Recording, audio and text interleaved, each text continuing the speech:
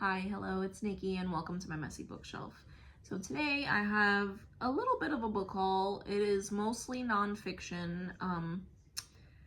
I realized that I went to the used bookstore the other day and I purchased some books, but I also went with my husband to the bookstore on another day because we had off. So I did purchase some more books. The first one that I purchased is the only non-fiction. It is the only fiction that I purchased, and that is Nickelby by Charles Dickens. And this is solely because I finished the Pickwick Papers, and now I'm like, yes, I would like some more Charles Dickens, please. And this one I don't know very much about, but it is one that I do not own, and it is not on my shelf. So this one, all I know about it is that it is about a young man who is left penniless, who I think has a rich relative but doesn't help him. So this young man is forced to make his way in the world. And that is all that I know, or that I think that I know about this book.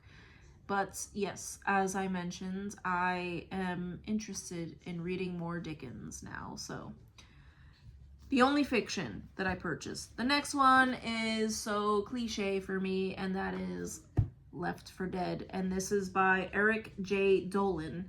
And this is a story of shipwreck, treachery, and survival at the edge of the world. And if you have watched my videos before, you know my propensity for books about sea voyages and shipwrecks. I don't know why, but yes. So another nonfiction about a shipwreck and survival. So interested in diving into this one.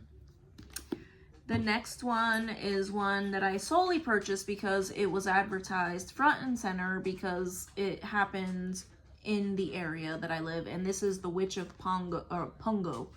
And this is by Grace Sherwood was the name of the person that was tried as a witch. But the book is by Scott O'More, and this is the story of a woman named Grace who was tried as a witch and was subjected to that horrible practice of dunking into the river, a river that I live near.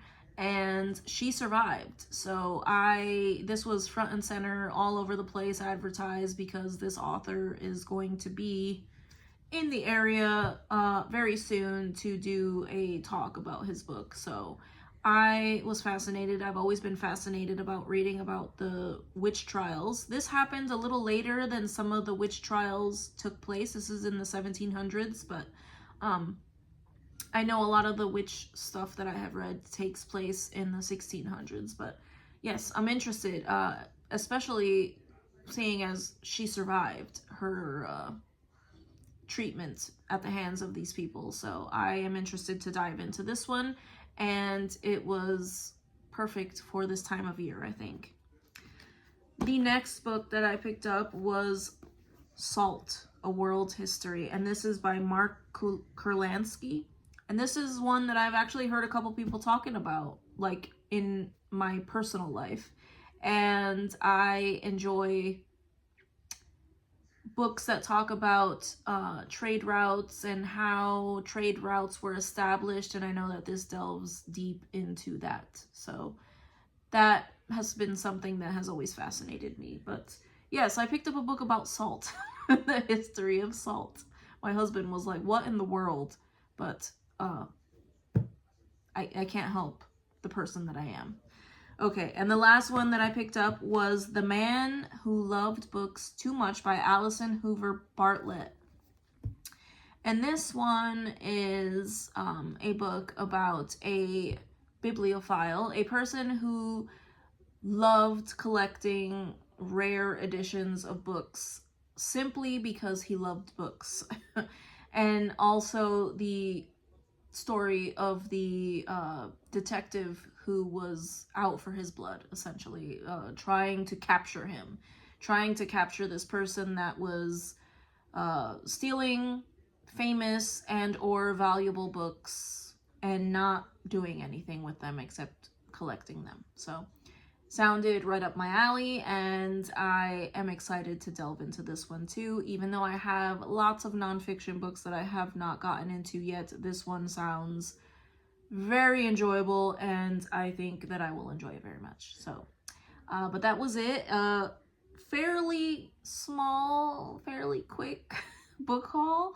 I did not need to buy books, but I did, and yes, I will eventually read them. So I thank you so much if you've made it to the end of this video, and I hope to see you in the next one. Bye.